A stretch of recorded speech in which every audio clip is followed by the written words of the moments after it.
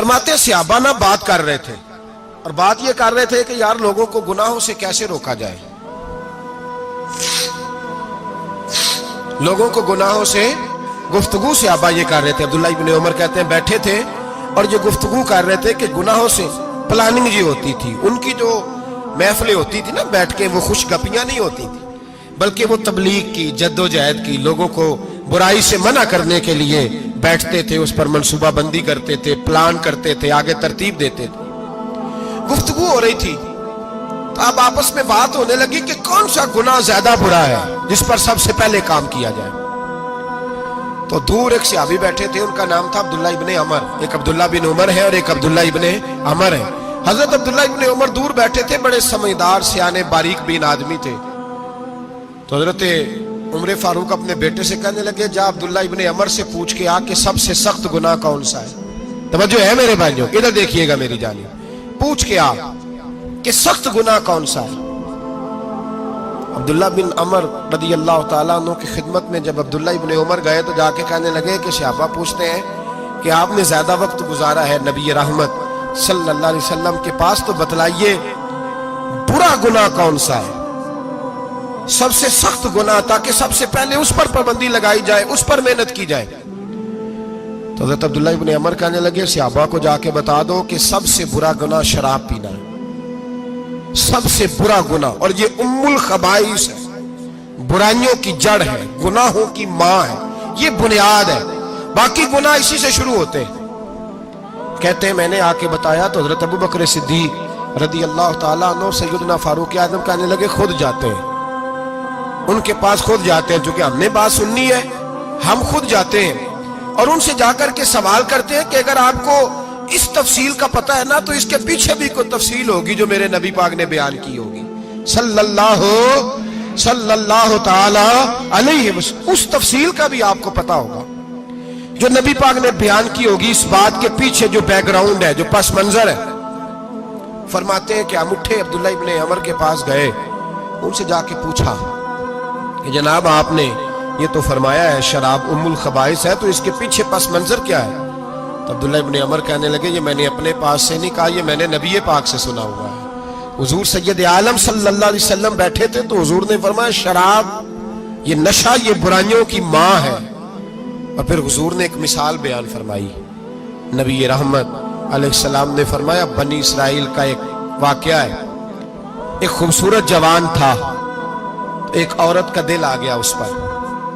یہ یاد رکھ لیں، ہم لڑکوں کو منع کرتے رہتے ہیں لیکن ہمیں گھر کی بچیوں پر بھی توجہ دینی ہوگی، ہمیں ان کے فون پر بھی نگرانی کرنی ہوگی، ہمیں وہاں بھی غور کرنا ہوگا، اس لیے کہ اگر کوئی بچی گنجائش نہ دے تو میرا خیال ہے کہ لڑکا جرت کرنے کی طاقت نہیں رکھتا، تو وہاں بھی ان کی اماں سے کہے کہ پابندی لگائے، بچی کسی کا موبائل لے کر کے کہیں اس کو استعمال تو نہیں کر رہی، اس پودے پر بھی توجہ دے، درخت بننے سے پہلے اس کی بھی نگرانی کریں، یہ بھی بڑا ضروری کام ہے۔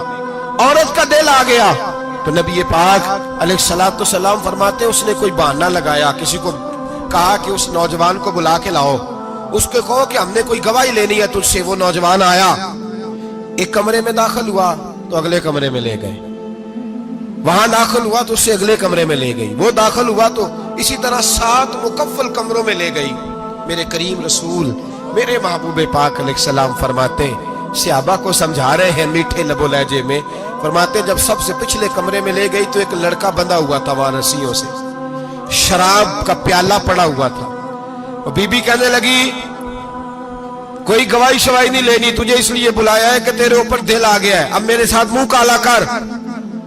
تو وہ جوان کہنے لگا نہیں، میں نے اپنے نفس کو پاک رکھا ہوا ہے، میری نظر بھی پاک ہے، دل بھی پاک ہے، اور اس کی برکت یہ ہے کہ رب نے میری روح کو بھی پاک رکھا ہوا ہے، تو میں یہ حرکت نہیں کر سکتا۔ پاک لوگ پلید کاموں کی جانب توجہ نہیں کرتے، میں یہ حرکت نہیں کر سکتا۔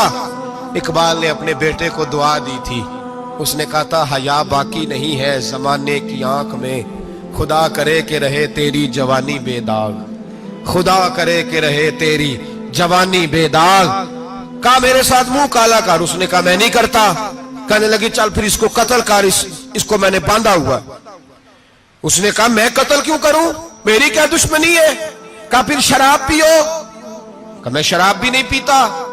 तो कहने लगी अब तो मैंने तुझे अपने चुंगल में फांस लिया है, अब तू यहां से बच के जा नहीं सकता, और अगर तू बाहर जाएगा तो मैं शोर करूंगी, लोग जमा करूंगी, इसने मेरी इज्जत आबरू पे हाथ डाला है, तो तू बच तो नहीं सकता, एक काम तो करना पड़ेगा। महबूब फरमाते उस नौजवान ने सोचा कि जिना भी बहुत बड़ा जुर्म है, कत्ल भी बहुत बड़ा गुनाह है, चलो अब मजबूरी है तो शराब पी लेता हूं। लेकिन वो समझा ना कि शराब तो बुनियाद है। उसने एक प्याला जो पिया, कहने लगा एक और दे दो। दूसरा पिया तो कहने लगा एक और दे दो। अब 3 प्याले 3 बोतलें शराब जो पी चुका तो खुमारी चढ़ गई। अब उस औरत के करीब जाने लगा कि मैं तेरे साथ जिना करूंगा। उसने कहा जब तक मैं करीब नहीं आने दूंगी जब तक तू इसे कत्ल न करे। उसने उसे कत्ल भी किया, जिना भी किया।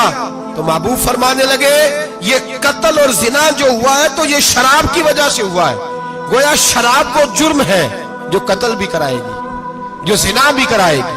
और अगर आप नशई को देखें, अगर आप शराबी को देखें, तो क्या वो डकैतियां नहीं करता फिरता, वो चोरियां नहीं करता, वो अपनी ही माँ का जेवर नहीं बेच आता, वो अपनी ही बहन का पड़ा हुआ जहेज नहीं बेच आता, वो अपने ही घर में डाके नहीं डालता, वो अल्लाह के घर मस्जिद में आकर के चोरी नहीं करता,